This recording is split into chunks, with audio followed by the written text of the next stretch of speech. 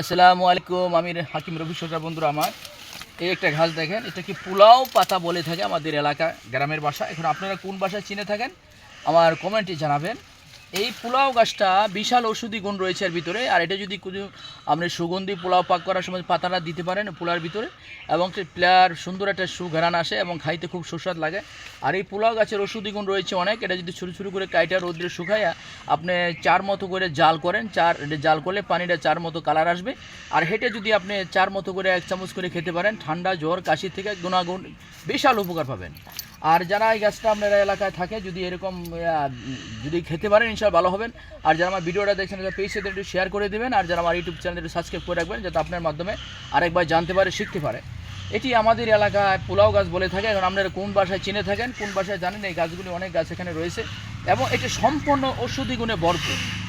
এই গাছটার যে গুণ ক্ষমতা রয়েছে আমি এক ভিডিও সারাক্ষণ বলা সম্ভব হবে না, এক ভিডিওতে পুরো বিস্তারিত বলা সম্ভব হবে না। তাই আমি একটার কথা বলে দিলাম যে ঠান্ডা কাশি জ্বর থাকে, আপনি তীব্র জ্বর আছে শরীরের ভিতরে, জ্বরের জন্য আপনি অনেক ওষুধ খাইতেছেন, কোনো ফলাফল আসতেছে না। আপনি জ্বরের জন্য যদি এই পোলাও গাছটা জাল করে তার পানি আপনি প্রতিদিন সকাল বিকাল খেতে পারেন, এই জ্বরের থেকে ইনশাল্লাহ অনেক অনেক গুণাগুণ পেয়ে যাবেন। আল্লাহর রহমতের মালিক, খেয়ে দেখবেন। আমি হাকিম রবি সরকার, এটা আমার অভিজ্ঞতা নিয়ে বলছি।